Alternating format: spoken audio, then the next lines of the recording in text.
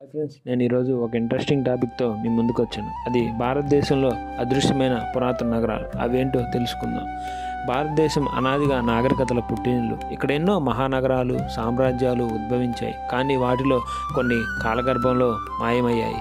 వాటిలో మొదటిది ద్వారకా. ద్వారకా సముద్రం కింద మునిగిన నగరం. శ్రీకృష్ణుని రాజధాని అయిన ద్వారకా ఒకప్పుడు మహావైభవంగా ఉండేది. కానీ మహాభారత యుద్ధం తర్వాత సముద్రం దాన్ని ముంచెత్తిందని పురాణాలు చెబుతున్నాయి. గుజరాత్ తీరంలో సముద్రం కింద రాతి నిర్మాణాలు, దేవాలయ అవశేషాలు కనుగొనడం ఈ కథను మరింత ఆశ్చర్యంగా మారుస్తుంది. ద్వారకా నిజంగా శ్రీకృష్ణుడి కాలానికి చెందినదేనా, లేక అది ఒక పురాణ గాథ? అది ఇంకా రహస్యమే. తరువాత లోథల్, సింధులోయ పోర్ట్ నగరం. లోథల్ నగరం సింధులోయ నాగరికతలో అత్యంత పురాతన పోర్టుగా గుర్తించబడింది. ఇక్కడ కనుగొన్న నీటి మార్గాలు, డార్క్ యార్డ్స్ మరియు సముద్ర వ్యాపార చిహ్నాలు భారతదేశ సముద్ర వాణిజ్యానికి పుట్టినిల్లు అని నిరూపిస్తాయి. కానీ ఈ నగరం ఎందుకు మాయమైందో పెద్ద వరదలతోనో భూకంపంతోనో ఎవరికీ తెలియదు. 3.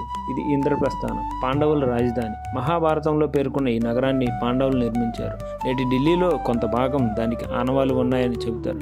అత్యాధునిక నిర్మాణాలు, రత్నాల ప్రాకారాలు, ప్రకాశించే రాజమహాలాలు ఇవి అన్నీ కేవలం పురాణాల్లో మాత్రమే మిగిలిపోయాయి. ఇంద్రప్రస్థానం వాస్తవంలో ఉన్న నగరమా లేక ఆధ్యాత్మిక ప్రతీక అని తెలియదు ఇప్పటివరకు. తదుపరి చివరిది పాటలీపుత్రం. మగధ సామ్రాజ్య రాజధాని. మగధ రాజ్యం యొక్క హృదయమైన పాటలీపుత్రం నేటి పాట్నా ప్రాంతంలో ఉండేది. చంద్రగుప్త మౌర్యుడు మరియు అశోకుడి పాలనలో ఇది ప్రపంచంలోనే అద్భుత నగరంగా మారింది. కానీ కాలక్రమంలో యుద్ధాలు, వరదలు మరియు రాజ్యపతనం వల్ల ఇది కుప్పకూలిపోయింది. ఇప్పటికీ దాని గోడలు, కాలువలు నేలమట్టమైపోయిన చరిత్ర మాత్రం నిలిచిపోయింది. ముగింపు: ద్వారకా సముద్రం కింద, లోథల్ నదీ తీరంలో, ఇంద్రప్రస్థానం ఢిల్లీలో, పాటలీపుత్రం గంగా తీరంలో. ఈ నగరాలన్నీ మన చరిత్రలోనే నిద్రపోయిన అధ్యాయాలు. ఇవి కేవలం రాతి అవశేషాలు కాదు, మన సంస్కృతికి నిలువెత్తిన సాక్ష్యాలు.